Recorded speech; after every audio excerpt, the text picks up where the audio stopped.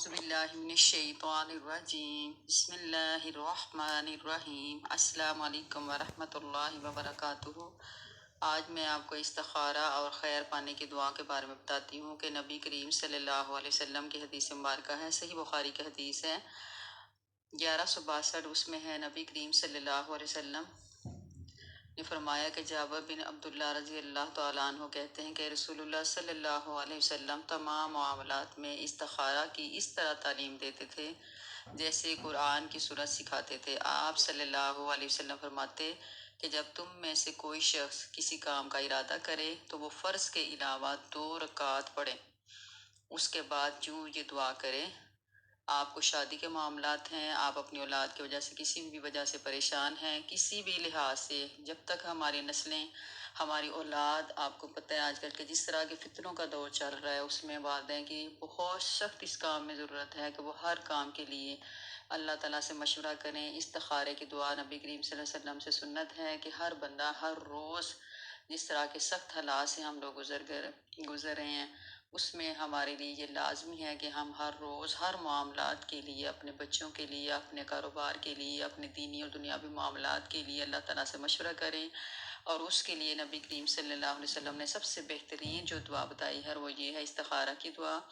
کہ آپ 2 رکعت نماز ادا کریں اور اس کے بعد آپ ہر روز کی اپنی عادت بنائیں۔ انشاءاللہ اللہ تعالیٰ وہ کسی خواب کے ذریعے سے نہ بھی آپ کو سن رہنمائی فرمائے، لیکن یہ ہوگا کہ ضروری نہیں ہے کہ ہمیں وہ خواب ہی نظر آئے۔ اللہ تعالیٰ ہمارے دلوں کو اس طرف انشاءاللہ جو ہمارے لیے دینی دنیاوی معاملات کے لیے ہر لحاظ سے بہتر ہوگا، اللہ تعالیٰ ہمارے ذہن کو، ہماری عادات کو اور ہمارے لیے اس طرح کے حالات پیدا کر دے گا کہ انشاءاللہ ہر لحاظ سے اس میں خیر اور بہتری ہوگی۔ اس لیے ہمیں ہر معاملات میں ہمارے والدین، ہمارے بچوں اور خاص طور پہ جتنے بھی آج کل ہماری نئی نسلیں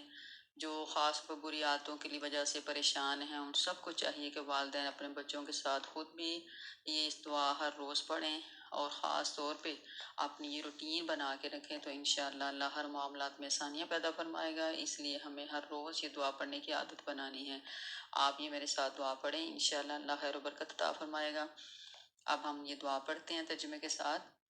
اللہم انی استخیرک بعلمک واستقدرک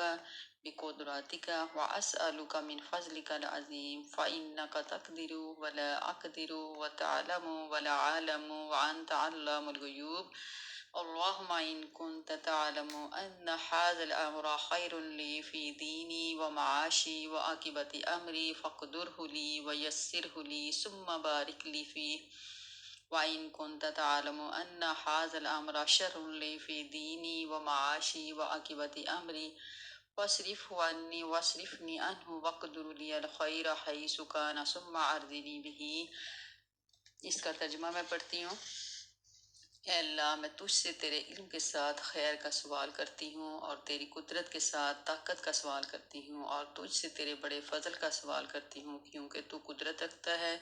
اور میں قدرت نہیں رکھتی۔ وہ تو جانتا ہے اور جو میں نہیں جانتی، اور تو غیبوں کو جاننے والا ہے۔ اے اللہ، اگر تو جانتا ہے کہ یہ کام، آپ اپنے کام کا نام لیں، جو بھی آپ کی ضرورت ہے، جو بھی آپ جس کے کام کے لیے بھی استخارہ کرنا چاہ رہے ہیں، کہ اے اللہ میرے لیے میرے دین، میرے معاش اور میرے کام کے انجام میں بہتر ہے، تو اس سے میری قسمت میں کر دے اور میرے لیے آسان کر دے، پھر میرے لیے اس میں برکت عطا فرما۔ اگر تو جانتا ہے کہ یہ کام میرے لیے، میرے دین،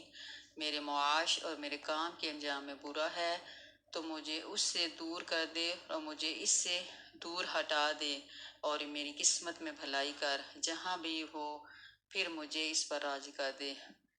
جو شخص خالق سے استخارہ کرے اور مومن مخلوق سے مشورہ کرے اور اپنا کام پوری تحقیق اور کوشش سے کرے، وہ کبھی پریشان نہیں ہوتا، کیونکہ اللہ تعالیٰ کا فرمان ہے وَشَاوِرْهُمْ فِي الْأَمْرِ وَإِذَا عَزَّمْتَ فَتَوَكَّلْ عَلَى اللَّهِ۔ سورہ آل عمران میں ہے، آیت نمبر 159۔ اور ان سے کام میں مشورہ کرو، بس جب عزم کر لو یا ارادہ کر لو تو اللہ پر بھروسہ کرو۔ اللہ تعالیٰ ہمیں ان سنتوں پہ عمل کرنے والا بنائے، ہماری اولاد کو ہمارے لیے صدقہ جاریہ بنائے، اور آپ یہ اللہ کے فضل و کرم سے استخارہ کی نیت کر کے اپنی روٹین بنائے۔ اللہ کے فضل و کرم سے اللہ ہر برائی ہم سے دور کرے گا اور ہماری نسلوں کو تباہ ہونے سے بچائے گا۔